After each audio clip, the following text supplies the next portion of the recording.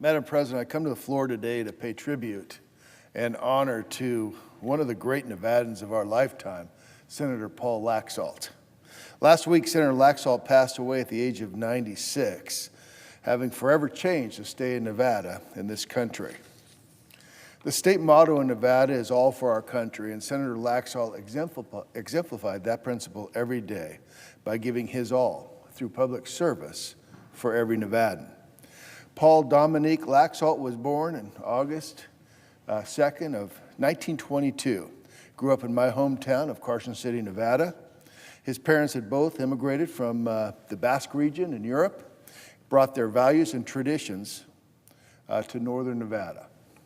Every day, Basque influence like chorizo, lamb, and sweetbreads are still staples of life in northern Nevada. As the son of a Basque sheep herder, Paul made his mark early in life by attending Carson City High School, playing on the 1938 state championship basketball team, and as its student body president, which is significant, and I'll share in a few minutes.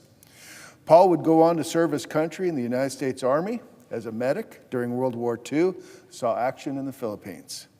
After the war, like many Americans, Paul started a family, married Jacqueline Ross in 1946, had 6 children: Gail, Sheila, Michelle, Kevin, Kathleen, and John Paul. Paul began his career in public service when he served as district attorney for what was then Ormsby County, Nevada. He then won his first statewide race, serving as lieutenant governor from 1963 to 1967. And during his term, Paul made the decision to run for the United States Senate in 1964 and challenged then Senator Howard Cannon. In one of the closest races in Nevada history, Paul lost his bid for the Senate by just 48 votes. A result like that could break a lesser man, but Paul picked himself up, won the Nevada governorship just a few years later. Under Governor Laxalt, Nevada began growing and turning into the state that we know it today. He helped establish the community college system and the first medical school in Nevada. Under his guidance, Nevada's gaming industry was transformed, and his vision for our state's future is now enjoyed by millions of tourists each year who visit Nevada for our world-class attractions, our services, and our entertainment.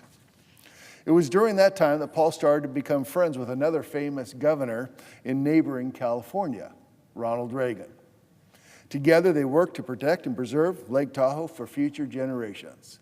The Tahoe Regional Planning Agency, the TRPA, is the premier bi-state compact to save the lake, and will celebrate in 2020 its 50th year.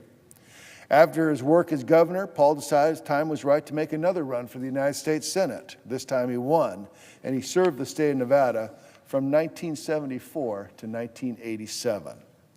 As a United States Senator, he continued his faithful dedication to his friend Ronald Reagan, served as his presidential campaign chairman in 1976, in 1980, and 1984.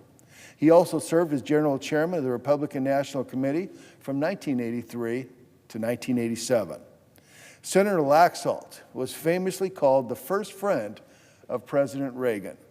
Together, they helped each other set our country down a new path of prosperity and freedom. Senator Laxalt was a hero and a mentor to me and many others who grew up in Carson City. Like Paul, my mother, my children, and I also went to Carson High School. I played on the basketball team, and my daughter Emmy was the student body president following in Senator Laxalt's shoes. Before my daughter Emmy took office, she reached out to previous Carson High School student body presidents to ask for their advice.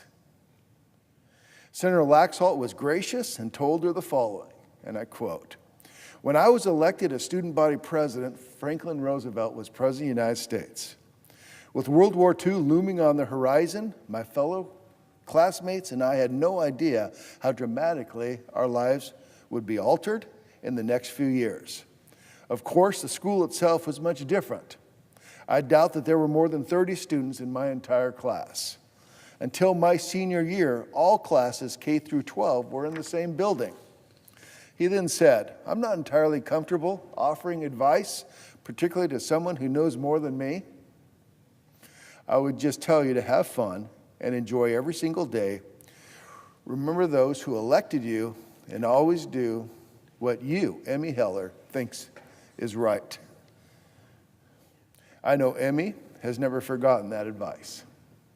Senator Laxalt set a high bar for all us kids who went to Carson High School, but also showed us all the possibility of what could be achieved as Nevadans. When I was sworn in as a freshman member of the House of Representatives, Senator Laxalt was there for me on day one.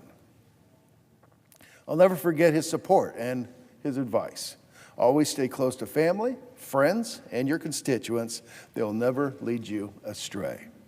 Having been a presidential campaign advisor to President Reagan, President Bush, and Senator Dole, Senator Laxalt's advice carried great weight. And I knew I needed to listen to every piece of advice that he was willing to give me. Senator Laxalt also had a profound impact on many of my colleagues here in the Senate. It didn't matter if you were a Democrat or Republican, Senator Laxalt would be your friend. In fact, on my very first day as a senator, I remember my colleague, Senator Leahy, telling me about all of his work and his fond memories of his friend, Senator Laxalt. Senator Laxalt showed us all what true friendship is. His character and warmth that he shared with all of us will never be forgotten. I extend my deepest condolences to Senator Laxalt's wife, Carol, and to their entire family. Madam President, I will miss my friend, Senator Laxalt. His colleagues here in the Senate will miss their friend, and the people of Nevada will miss their friend. Madam President, thank you, and I yield the floor.